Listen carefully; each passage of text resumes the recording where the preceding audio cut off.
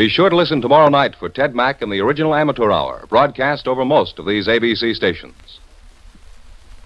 The Amazing Mr. Malone.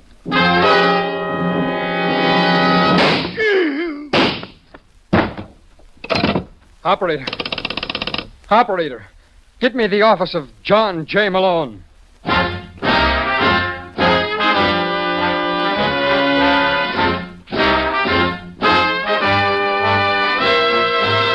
The American Broadcasting Company presents The Amazing Mr. Malone, an exciting half hour of mystery created by Craig Rice and starring Gene Raymond. Our locale is the city of Chicago, the time, the present, and the hero of these weekly adventures, The Amazing Mr. Malone.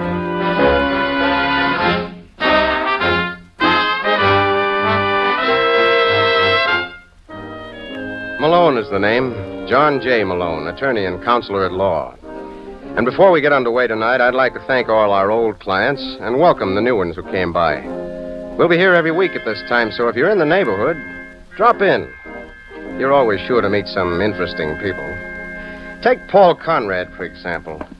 Mr. Conrad is the stocky gentleman marching down the fourth floor corridor of the Benson building. You can tell from his walk that he's a man with confidence in himself. And when he comes to a door marked Larry Hogan, Private Investigations, he doesn't hesitate for a second, but barges right in. Yes.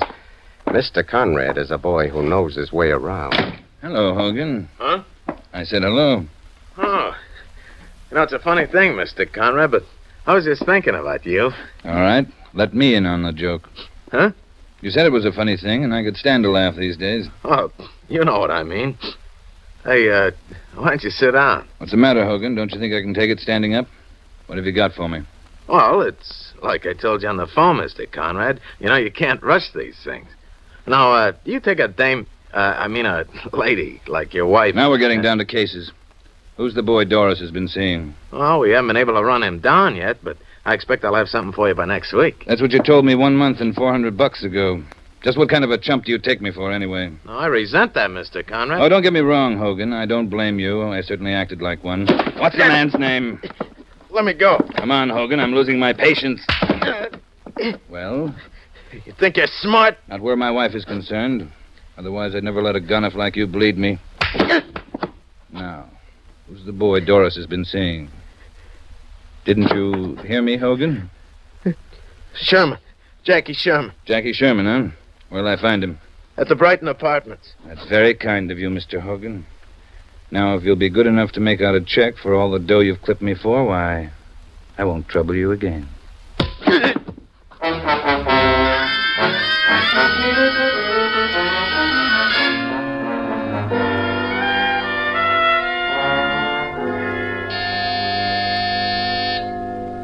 Just a second. Hello, Jackie. Doris, what are you doing Oh, here? now, darling, you're not going to be angry with me. I couldn't stay away. Oh, look, Doris. Oh, don't be mean, Jackie. Honest, I couldn't help myself. I was sitting home all by my lonesome, and I started to think about you. Next thing I knew, I was in a cab. You aren't the craziest dame. Mm-hmm. What am I going to do with you? Well, if you're stumped for an idea, maybe I can give you one. Come here, darling. You know, maybe you got something there. Let's try that again. Yeah, go on, What? Jackie. Don't let me stop you. Paul. Hello, Doris. Why don't you introduce me to your friend? Listen, Conrad. Oh. You won't have to bother, darling. Obviously, he knows me. Guess that gives you the advantage. Mm-hmm. You see, Jackie, I didn't find out about you until this afternoon. Really? Uh-huh. Doris, suppose you leave us alone for a while so we can get better acquainted. No. Go on, darling. I'll see you later. No, I'm not going. You think I'm afraid of you, Paul? Well, I'm not. I'm glad you found out about it. I'm crazy about Jackie. Crazier than you were about O'Neill or Burton or Wilson? And what was that fellow's name in Springfield? Shut up. I just want to make sure that this is different. Well, it is. I'm impressed. All right, clear out. No. I'm warning you, baby. I'll call you later, Jackie.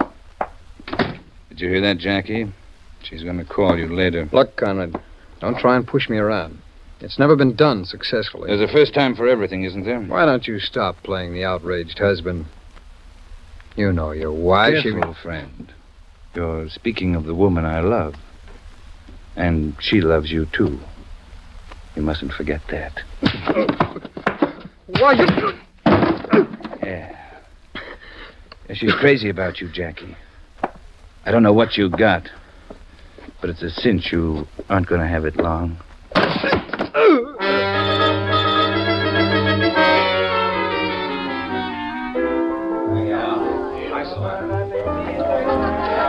Yes, sir, what...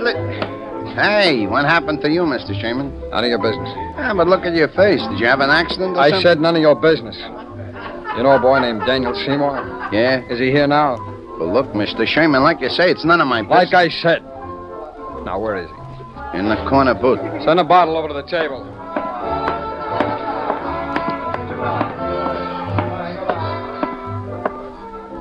You.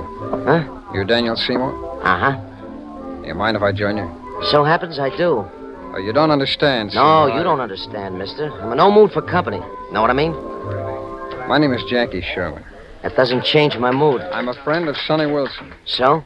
So he thought you might be receptive to a business proposition. Ah. Well, if it's business, that's different. Sit down. Thanks. Yeah? Seymour, how'd you like to make yourself $500? It's a pretty ridiculous question, Jackie. Well, all you gotta do is take care of someone for me. And what might this someone's name be? Paul Conrad. Oh, is Conrad the boy who roughed... Pardon, I shouldn't even ask. This wouldn't be the same Conrad who owns a Club 59 with Jerome Barney. Does that make a difference? Certainly. Conrad and Barney are big operators, and a kid like myself don't bat in their league. Unless there's a big incentive. Know what I mean? All right, what do you want? Another 500. Fair enough. You know, Jackie, I like a guy who don't quibble over a couple of pennies. Let me tell you, fella, you'll be happy with the service. Know what I mean?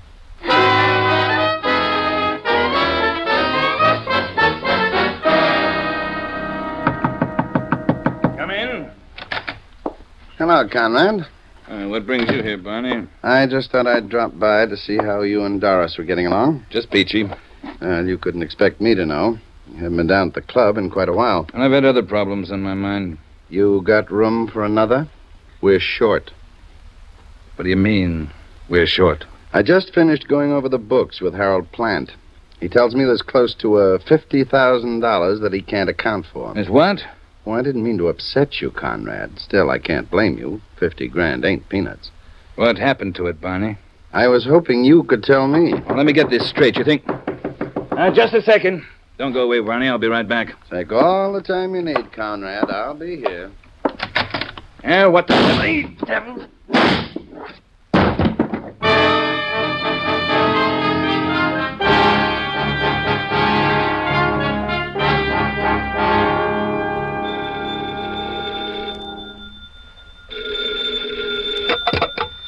Yeah? Have I the pleasure of addressing the amazing Mr. Malone? Don't tell me. It can't be Lieutenant Brooks. Can't it? I know I'm asking the impossible, Lieutenant, but if you had a mind, what would be on it? You know, that layoff did you good. Before your vacation, I didn't think your jokes could get any worse, but you fooled me. You're wasting your time in homicide, Brooks. Have you ever considered radio? You like my delivery? I think it's the greatest thing since the U.S. mail. What's up? Ever hear of Paul Conrad? What about him? Got himself knocked off at 5:30 tonight. What's that got to do with me? Well, silly fools that we are, we're holding his partner for the murder. Jerome Barney? Uh-huh.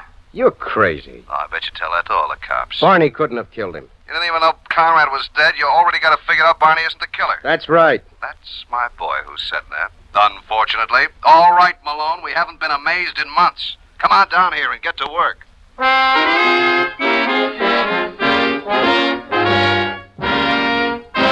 You are listening to the amazing Mr. Malone.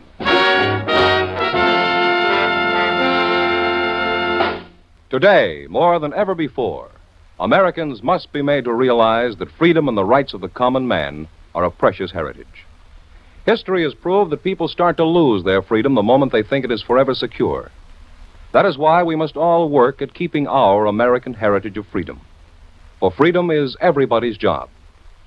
Many nations of the world today are standing at the crossroads between free government and dictatorship.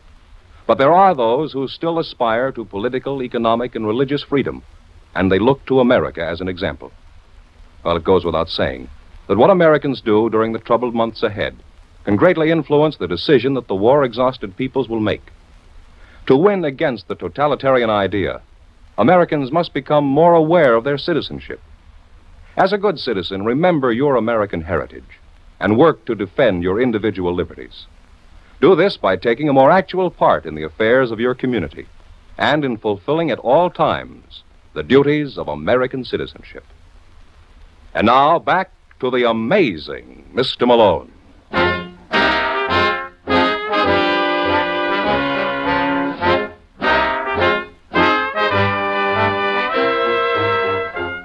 Well, that's life for you. 1 minute you got it, and the next you haven't, as Mr. Conrad learned to his sorrow. And 2 hours after the police picked up Jerome Barney for teaching him the lesson, I was down at headquarters where I was greeted by the team that panicked the policeman's ball in 1922, and they were still using the same material. Hey, Sussman, look who's here. Do I have to, Lieutenant? Oh, now come, Sussman. Let's have a little respect for the gentleman. This is, you should excuse the expression, John J. Malone. Attorney and counselor at law. Oh, that's a great routine you got there, fellas. Do you do a repeat performance for the Coast? Where's Barney? Oh, well, Malone, seeing that he's one of your clients, we gave him the best seat in the house. Of course, it doesn't compare with the one he's going to get at Joliet. Whatever happened to all the straight men on the force? We traded him to the straight cleaning department. That's enough out of you, Sussman. Only he can make the jokes. Professional jealousy, Hank. Come on, open him up. Malone? How are you, Barney? Fine. How soon can you get me out of here? What's the matter, Mr. Barney? Haven't we made you feel at home? All right, Brooks, knock off already. What have you got on him anyway? Where do you want me to start? At the top of the page. Okay, number 1, he was spotted leaving Conrad's apartment right after the murder. Number 2, the gun was in his pocket. Why did you do that, Barney? Because my fingerprints were on it. Say what?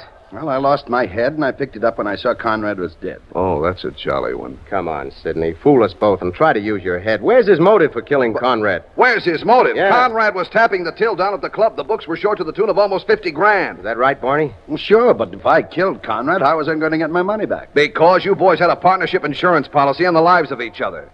You know, I forgot about that. Well, it's a pleasure to remind you.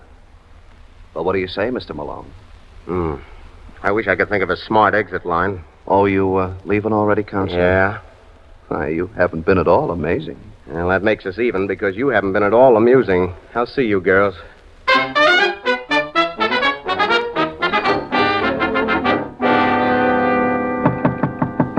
Just a second. Hello, Mrs. Conrad. Yes?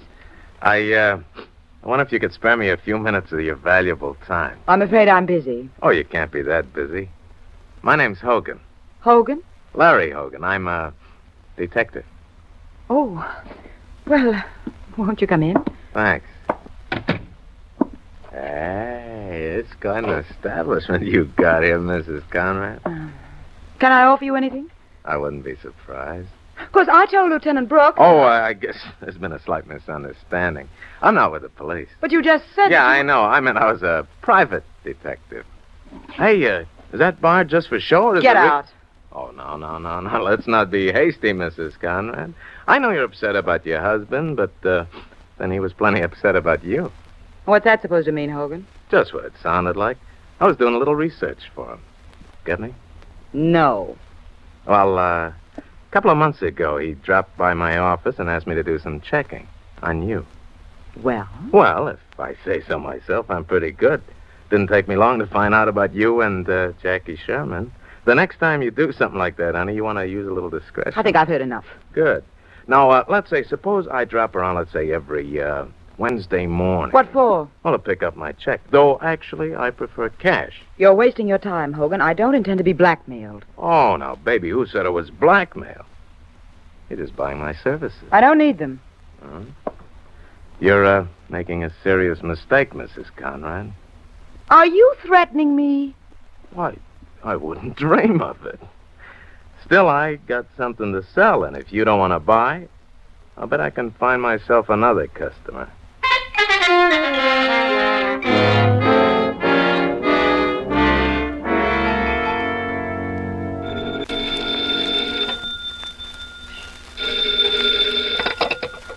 Yeah? I'd like to talk to John J. Malone, please. You are now. Well, you don't know me, Mr. Malone, but my name is Larry Hogan.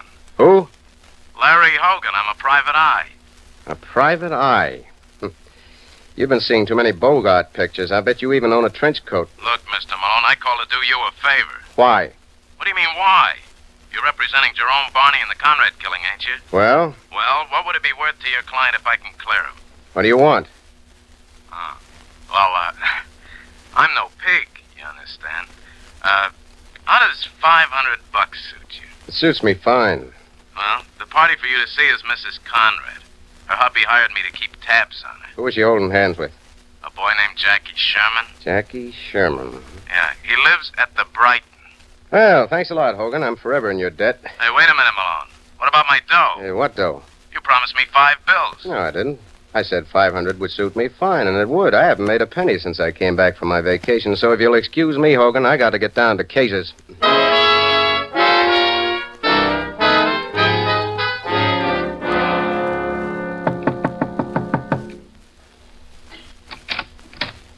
Yes, Mrs. Conrad, that's right. you don't know me. And what makes you think I'd like to? I've got references. What about samples? Well, that can be arranged, too. Well, In public. in that case, you better come in. Thanks. What did you say your name was? I didn't. But it's Malone. John J. Malone. Offer you a drink? You can try. What'll you have? Anything you've got. You're taking quite a chance. Well, I believe in living dangerously. That's a reporter for you. Pardon? Well, you are a reporter, aren't you? How could you tell? Well, there's a certain something about all you newspaper men. Does it show? Oh, definitely. Well, I guess there's no fooling you. You know a Larry Hogan? No. Am I missing something? Well, if you are, I'll make up for it. Here's your drink. Thanks. Good? I don't know when I've had better. Now, tell you what I had in mind, Mrs. Conrad. The name's Doris. Well, I didn't want to presume. How would you like to do a personal series on the murder of your husband? What do you mean, a personal series? Oh, what it was like to be married to a big shot. I'm afraid I couldn't. Why not? I never learned how to write. Now, maybe if I had someone to collaborate with, That's an idea. You'll be willing?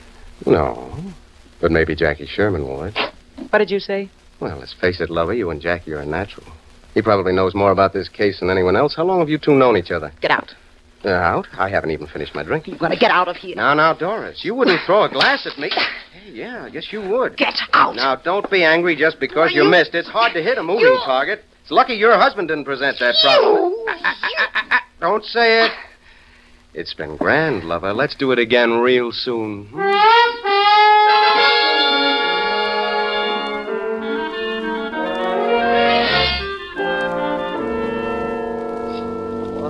One, two, one.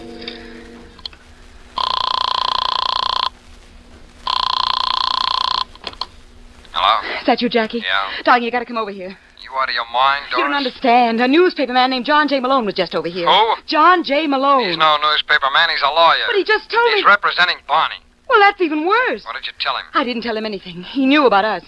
Oh, how? Hogan must have told him. Jackie, I got to see you. Don't be any stupider than you have to be, Doris. Well, I can't go on like this. Look, will you try and get this through your head, baby? We're through. Washed up. Finished. Oh, no, we're not. I say we are. And what about me? You don't have to worry. According to the World Almanac, there are a million other men in Chicago. How dare you say that? It's the truth, isn't it?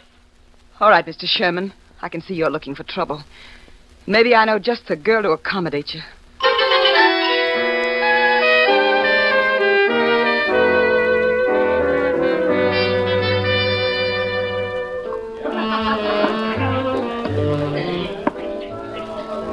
Hello, Seymour. Remember me? Well, the bandages look familiar. Squat. I was very surprised to hear you were still in town. Why? We expect me to leave, Jackie? I got nothing to hide. I disagree with you. Never seen it to fail. Look, Jackie boy, up to this point, my association with you has been very pleasant. You know why? Because you didn't tell me how to run my business. Know what I mean? Well, don't you think with Conrad dead that you... Conrad? Never heard of him. Now, look, Seymour, you... All right, look. I'm willing to pay you $500 more to get out of town. Well, Well, if you're going to put it on that basis, Jackie boy, I'd be an ingrate to refuse. Know what I mean? I don't. What? That's what I hate about this place. They never keep out the riffraff. What are you doing here, Malone? You probably won't believe this, Seymour. Probably not. I had no idea you were here. I was following your friend. Imagine my surprise. Beat it, Malone. Say, what's the trouble with me today? Nobody seems to want me around. Maybe you ought to start reading the ads. That's a thought. And I got one, too. What do you suppose Lieutenant Brooks is going to say when I tell him that Mrs. Conrad's boyfriend has been consorting with a hired killer? Is that what you think I am, Malone? Uh-huh. Well, you're wrong. I never harmed a soul in my life. But you keep talking like that, and I might surprise myself. Know what I mean?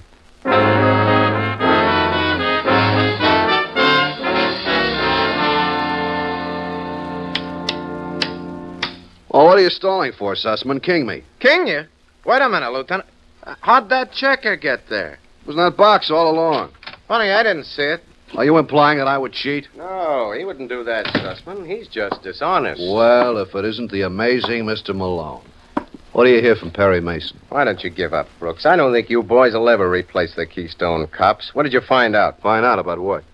Conrad's murder. Oh, haven't you heard, Mr. Malone? We've got the killer under lock and key. It's a fellow named Jerome Barney who, by an odd coincidence, happens to be your client. You mean you haven't done any more work on the case? Well, it seemed like such a waste of effort with you on the job. Shall we get back to our game, Sussman? Listen, you comics, you know darn well that Barney didn't kill Conrad. Well, enlighten us, Counselor. Where did we make our mistake? Mrs. Conrad was holding hands with a boy named Jackie Sherman. Do tell. 20 minutes ago, Mr. Sherman met with a fellow named Daniel Seymour, and you know what Dan Seymour does for a living. Yeah, I have my suspicions. Well, what deduction do you Hawkshaws draw from that? Now, you listen to me, Malone. As strange as it may seem, we occasionally get an idea once in a while. Yeah. Now, it's your theory that Seymour gunned Conrad on behalf of Jackie Sherman. Yes. Well, there's only one thing wrong with that. When Conrad was killed, Mr. Seymour was being questioned by the police 15 miles away. He what? So I guess you'll have to find yourself another suspect.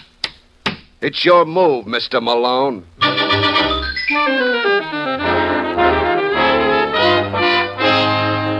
You are listening to the amazing Mr. Malone. The United States Forestry Service has declared a state of emergency. Drought conditions across the nation have increased the danger of forest fires. Recently, 17 forest fire fighters lost their lives. Due to these unprecedented drought conditions, destructive forest fires are causing widespread damage in the West, the Rocky Mountains, New York, and in New England. The danger of similar disastrous fires elsewhere is rapidly increasing. The only obvious reason that 90% of forest fires are started is carelessness on the part of the average American. All persons entering wooded or forest areas, or even driving through in automobiles, are urged to exercise extreme care when smoking or using fire. Learn by heart these simple rules. Crush out cigar, cigarette, and pipe ashes. Break matches in two after using. Drown all campfires, then stir and drown again. And find out the law before starting any fire outdoors. Remember, 9 out of 10 forest fires are caused by people. You can help prevent them. And now, back to the amazing Mr. Malone.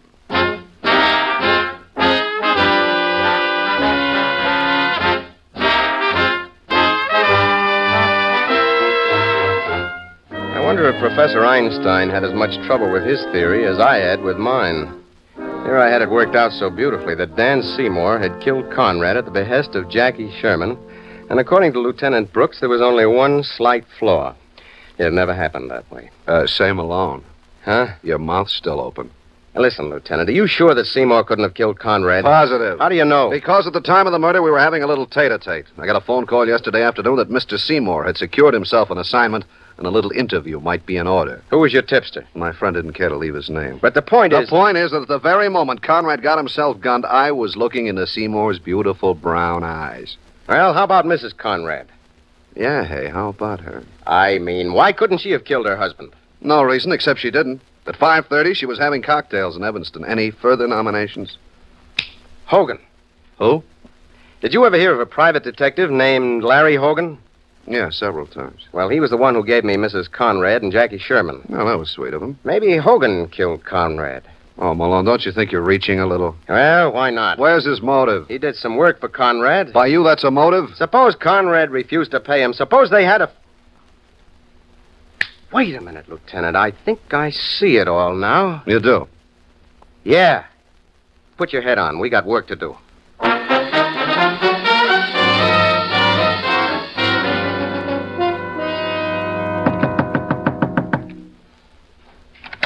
Hello, Jackie. Doris, I thought I told you on the Oh, now, phone. sweetheart, you know you didn't mean that. You couldn't possibly. Couldn't I? No. You're crazy about me, and I'm crazy about you. You're crazy, period. You're wasting your time, Jackie. You can't make me angry. I know how much you care. But look what you did for me. What did I do for you, Doris? You know. Yeah, but we don't. What? So suppose What? you enlighten us, Mrs. Conrad. How did you get in here? Oh, I suppose we should have knocked Brooks. Yeah, but they probably wouldn't have paid any attention. All right, Malone, what do you want? The party who killed Paul Conrad. I thought you were a lawyer. That's a common mistake. Actually, Jackie, I'm very bad in a courtroom, so I find it much easier if we never go to trial. All right, Lieutenant. Like they say in the police manual, do your duty. All right. Mrs. Conrad, by the power invested in me, No, Lieutenant, not her. Him. What does that mean? You killed Conrad. Are you nuts? Now, there's no reason to be sore, Jackie. You went to a great deal of trouble to work out this plot. I'm just seeing to it that you get the proper billing.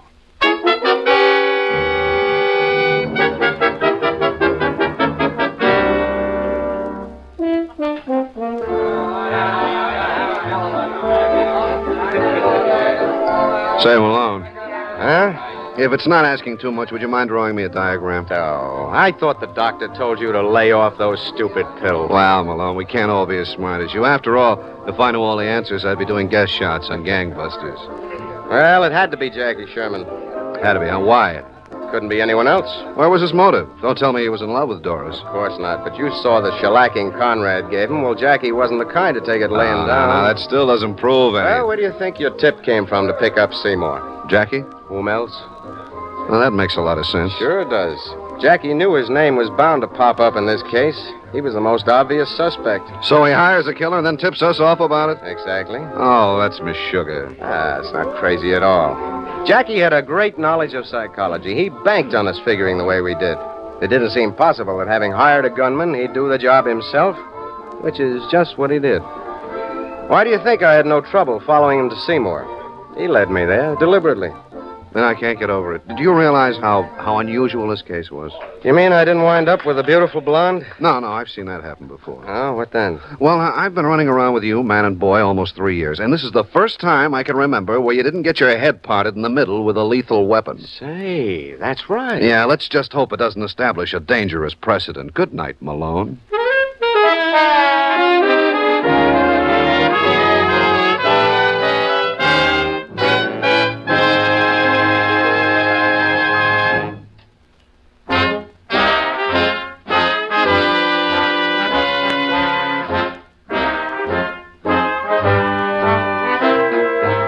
Ever hear the story of the gangster who was haunted by ambition?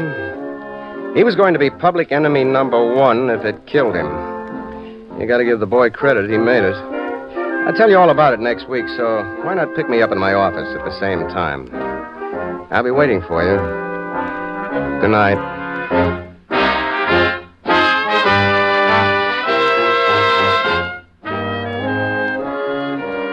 Gene Raymond was starred as John J. Malone.